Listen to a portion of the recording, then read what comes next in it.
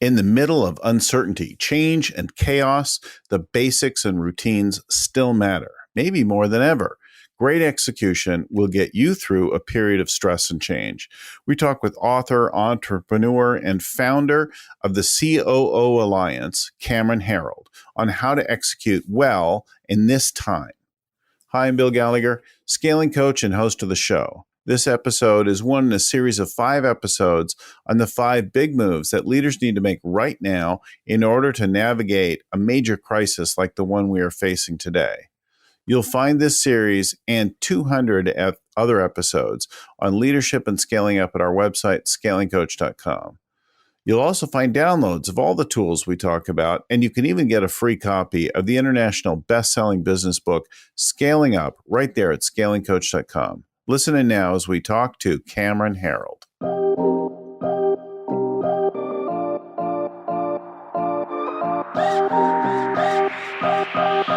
All right, I'm joined now by Cameron Herold. So Cameron is an all-around badass in the world of coaching. He's an accomplished entrepreneur. He helped grow the well-known 1-800-GOT-JUNK through $1 jillion before he left, and he's become a best-selling author, international speaker. He's also a lovely human being, surprisingly enough.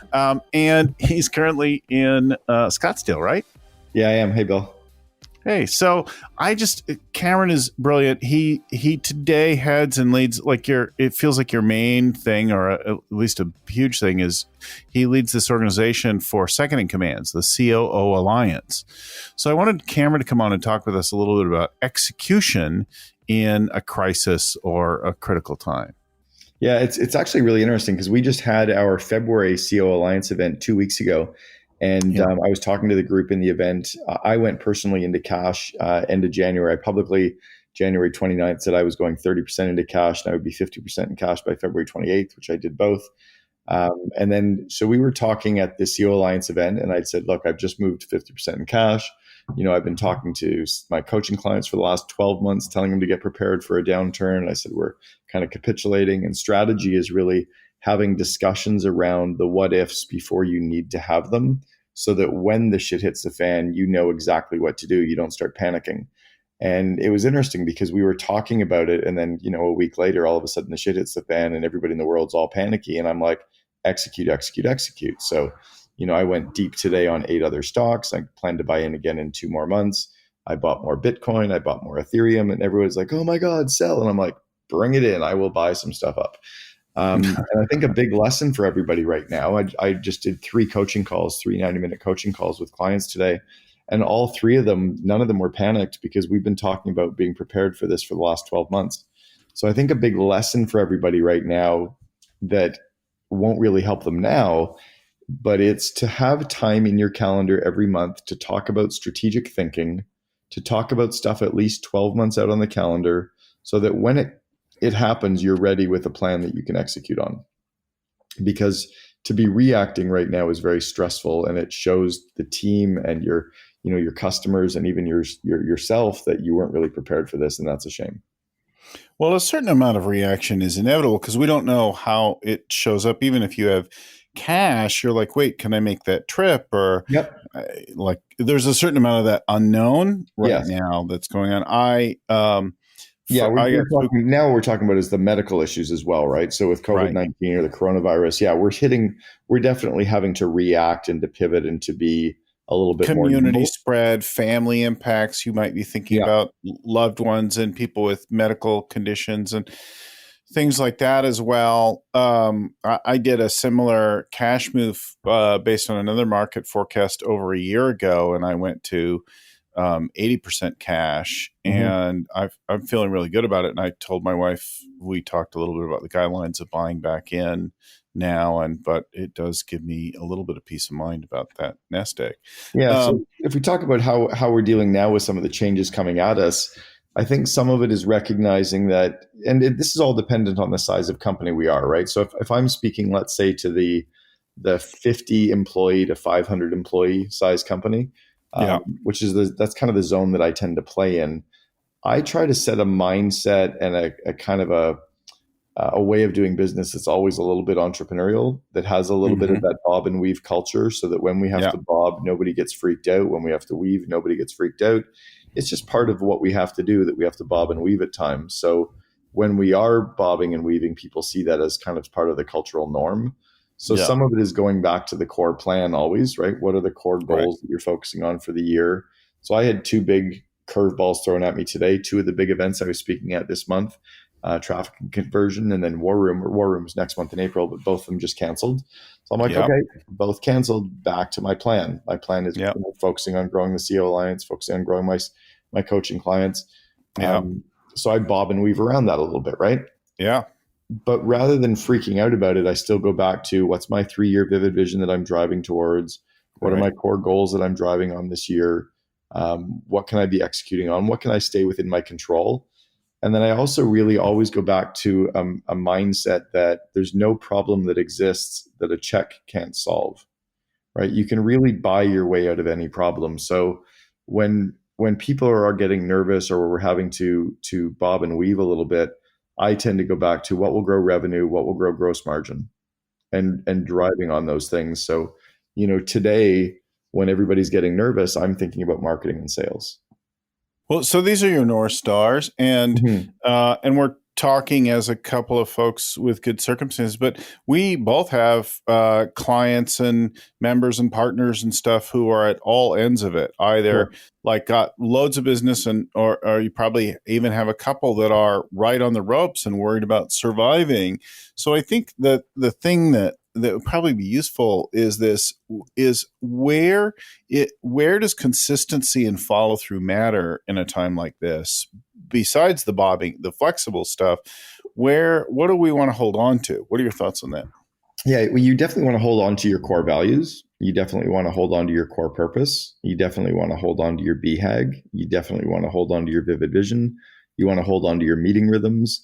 You want to hold on to some of the ways that you make decisions. Those things are all important, right? You don't want to Mm-hmm. just throw the meeting rhythms out. You have to do that. You have to do your day to day. You've got to have your daily huddles. Like, there's things that So give. that's a really good wait. Pause there, because people will go, I can't have a meeting right now because I've got this emergency. I'm like, No, they duh. need that. What's the meeting is about? Yeah, they need the stability that we've got our shit together and we're not all Yeah. panicky, right? So Yeah. it's business No, as we're having a usual, meeting because you have that. So whatever the topic of the day is, the topic of the meeting. right? But we're gonna do it with a focus towards our goals, towards Right. our plan, towards Right. execution, towards removing obstacles, right? And yeah, and that's kind of why I think I'm so calm in all of this time is I always expect problems to happen. I mean, problems have been happening. Maybe I'm a little older. I'm 54, so I've been through the 2009. I was through the 2001. Hell, I remember the 1982 when interest rates hit 18 and three quarter. You So remember 89 yeah, and like 87? Yeah. yeah, All that. 1991. I was like, screw it, I'm Yeah. out of here. I just left North America and went traveling for a year. Starting 1990. So Yeah. I've been around enough of them now to kind of go, whatever. We're gonna get through it. It's gonna be fine. There's a panic.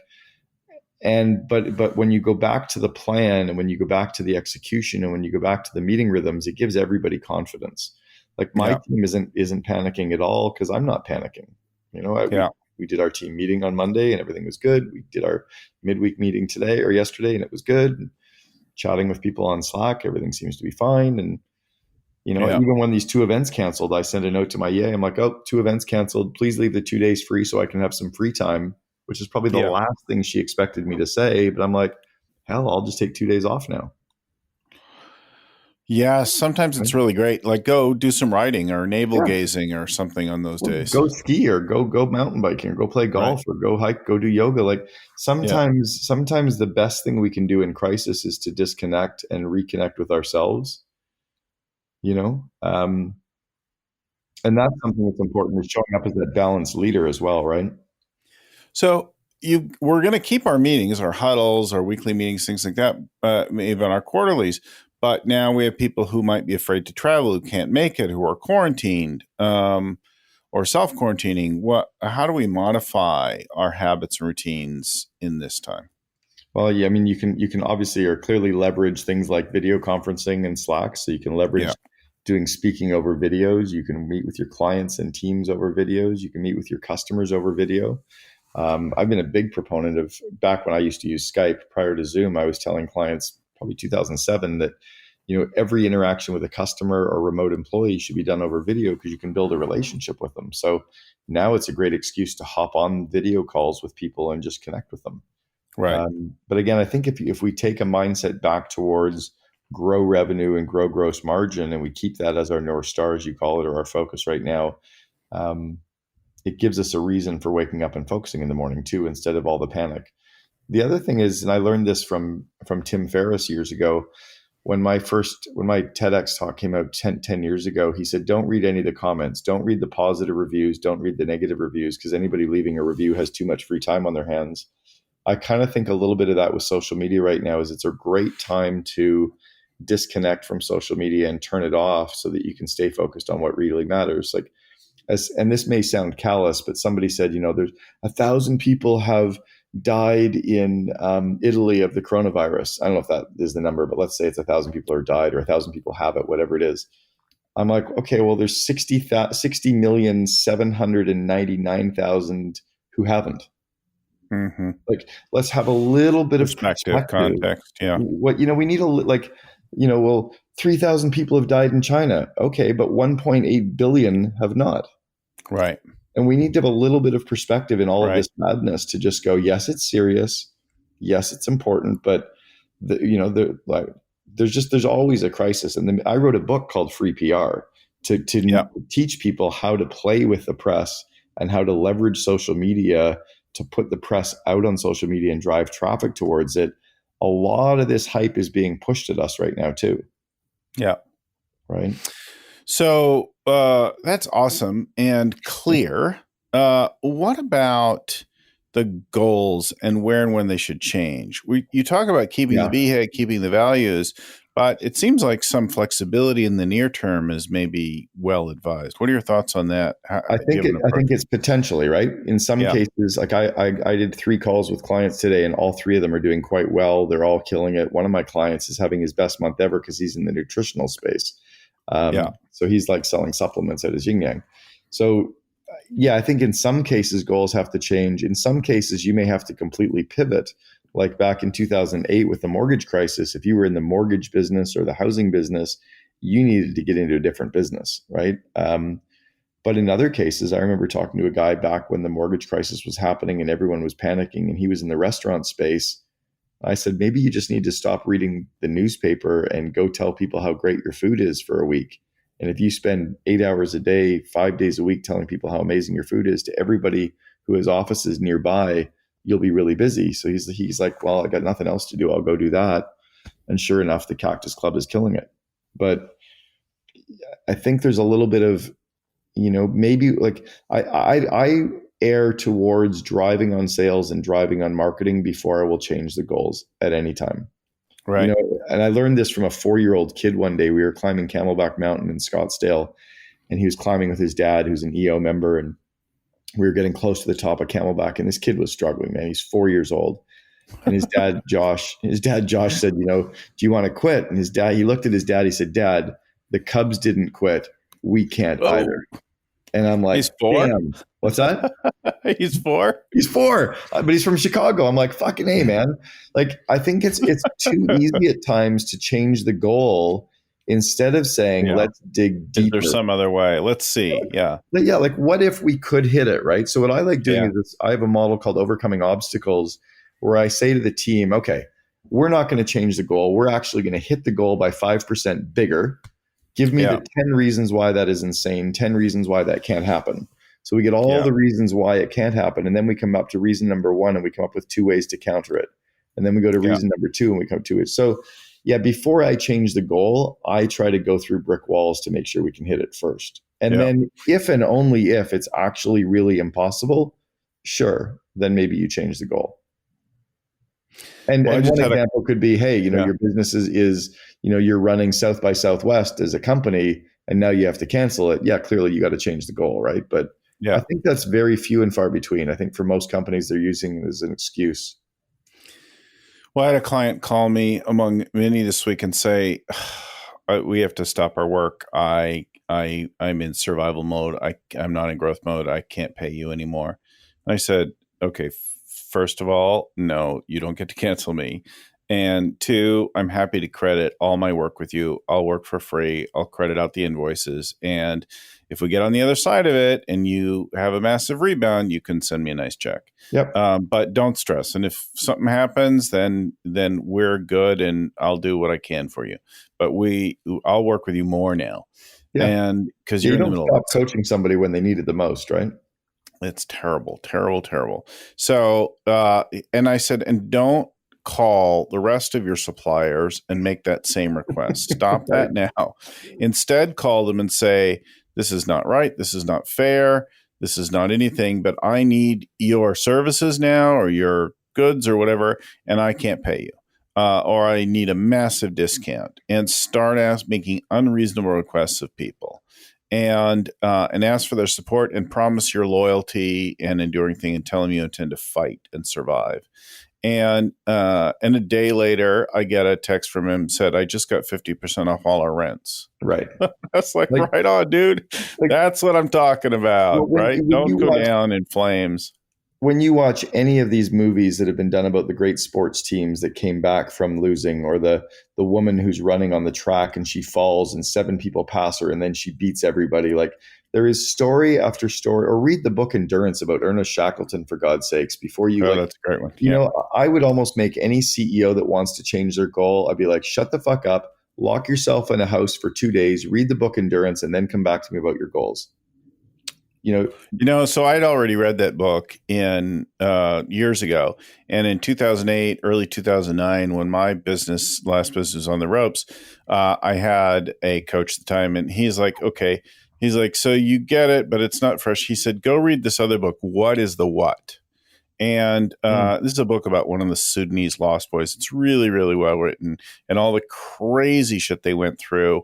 So they're driven from their communities and killed, and all that kind of stuff, things burned, and you read all this stuff, and he's like, okay, what'd you get? I'm like, okay, my problems are minor by comparison. I have a business that's on the ropes, an economy that's in falter, but nobody's trying to shoot me or eat me. Yeah. I think that's what a lot of people need right now in this time of uncertainty, is a little bit of just calm the fuck down. Let's get some perspective. This is a first world problem. 99.9% of the people aren't sick. It doesn't take away from there's a problem, but let's calm down. Let's get focused on our goals. Let's reconnect with our team. Let's cut some of our waste. Let's focus on sales and marketing. And if you get everybody focused on sales, you're going to be fine for the 99% of us. Well, and then there will be opportunities. I was talking to another company, and I'm like, okay, your sector is going to be hard hit, but if you could just survive this, and they did have a war chest. They had a little bit of fortress balance sheet. So when the rest of your industry craters, go think about, who do you want to buy out? People will be grateful for you to buy them out, and there will be phenomenal opportunities in the next minute, and you have the cash to do it. Cash is king in a recessionary market. I think it was chapter 11 of my first book, Double Double. I talked about how to make money when it's slow. And it's just some very simple to execute tools to go out and actually, but what happens is most people panic. And I learned this when I used to downhill race. I ski raced at a very elite level. And when you fall racing downhill, you're going at a roughly 70 to 75 miles an hour when you fall, 65 to 75 miles an hour. So they teach you that when you fall, you ragdoll, you relax everything, so that when you fall, there's nothing that's really super stiff, because if it's stiff, you break it. It's really counterintuitive to not like try to brace yourself. But anyway, I didn't learn that. I used to break shit all the time because I would stiffen up. Yeah. But that's here we are. We're getting through things. We're keeping our meeting rhythms in place. We're keeping our eyes on the core stuff. We're adapting a little bit where we have to. But now we're surrounded by people who are freaking out. How do we engage our people and deal with their stress and panic? I think it's kind of the same thing as getting everyone to have a sense of perspective, practicing a little bit of gratefulness, right? What are we grateful for right now? What's going well right now? Gratitude. What are all the things around us that are going well? Like, I've got a great team. I've got great revenue. I've got good customers. We just had an 86% net promoter score at this last event. there's so many good things going well, but when you forget to examine that, you kind of lose perspective. And it is a little bit of that, oh my God, look how bad it is. What, really? I don't know. Like, it's really not actually that bad. Like, even in the 2009 downturn, a lot of companies did well in that industry. I mean, my investments from 2009 were up 108%. So I think it is about having some perspective, giving people some calm, having people, practice gratefulness, having people cheer each other on for the core values, like, and saying, and giving them a plan to focus on. In wartime, leaders need to lead and followers need to follow. And they want to follow. They need to have the confidence in their leader to follow them. Awesome stuff. I think that's probably the big points that we should cover with folks. Keep it focused and on the simple things. I really appreciate you coming on the show. If you want to know more about Cameron and his organization for Second in Command, COOalliance.com, right? It is. Thanks, Bill. Thank you so much for coming on. Be well. If this show helped you, please share it with someone else right now. Like it, subscribe to get them every week. Wherever you get your podcasts. You can email us at info@scalingcoach.com. Special thanks to Vern Harnish, author and creator of the Scaling Up Framework. This show was edited by Albert Burge at Podfly Productions, and the show notes were compiled by Ayn Kodina with proofreading by Tim McGowan. Thanks again for listening. Keep scaling up.